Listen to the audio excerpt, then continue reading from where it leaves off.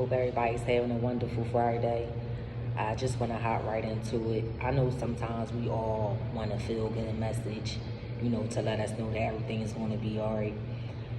But sometimes the message is not a feel good message. We got to go back into history and study what's been done, the mistakes that our forefathers has made to be pretty much place everyone under a curse who doesn't repent for the sins of their ancestors and for the sins that they also committed, and just like really go to war in the spirit with these deities that the ancestors placed upon your bloodline. So I'm going to touch on Jeremiah 3, 1 through 12. It's a little lengthy, but I'm going to break it down in bite size so that none of us get lost in what's really going on in this prophet's time. Jeremiah 3:1 states, "They say if a man puts away his wife and she goes from him and becomes another man's, should he return to her again? Wouldn't that land be greatly polluted?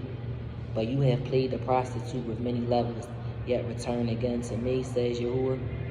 Lift up your eyes to the bare heights and see where have you not been laid with. You have sat waiting for them by the road as an Arabian in the wilderness. You have polluted the land with your prostitution and with your wickedness." So basically, what this means is the Most High looks at us as his bride and he is the groom. And we pretty much cheated on him with false gods of wood, false gods of stone, or whatever idol that you placed above the Most High. And he's very upset about this. So with that being said, you got to go back and understand what's going on, why certain things are the way that they are, because now your bloodline is placed under a curse because you pretty much put other gods before the one and true Most High. Jeremiah 3 through 6 states, "Therefore, the Shoah have been withheld, and there has been no latter rain yet. You have prostituted foreheads, and you have refused to be ashamed. Will you not from this time cry to me, Father, you are the guide of my youth? Will he retain his anger forever?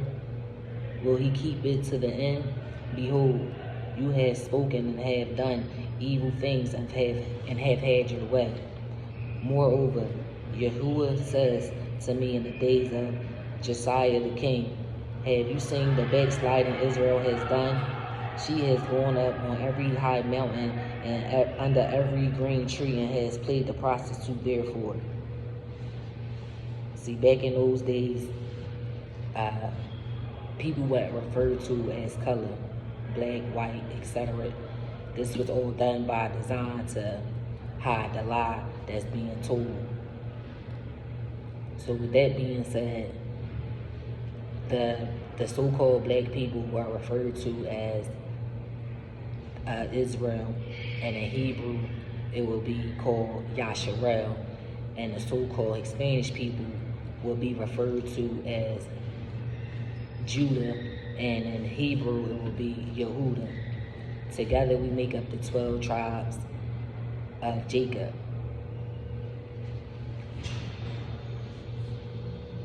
And Jeremiah 7 through 12 states, "I say, after she has done all these things, she will return to me, but she didn't return. And her treacherous sister Judah saw it. I saw when for this very cause the backsliding Israel had committed adultery. I had put her away and gave her her certificate of divorce. Yet treacherous Judah, her sister, had no fear, but she also went and played the prostitute. Because she took her prostitution lightly, the land was polluted, and she committed adultery with stones and with wood. Yet for all of this, her treacherous sister Judah has not returned to me with her whole heart, but only in pretense, says Yahuwah. Yahuwah says to me, Backsliding Israel has shown herself more righteous than treacherous Judah. Go and proclaim these words towards the north, and say, Return, you backsliding Israel, says Yahuwah. I will not look in anger on you, for I am a merciful Yah. I will not keep anger forever.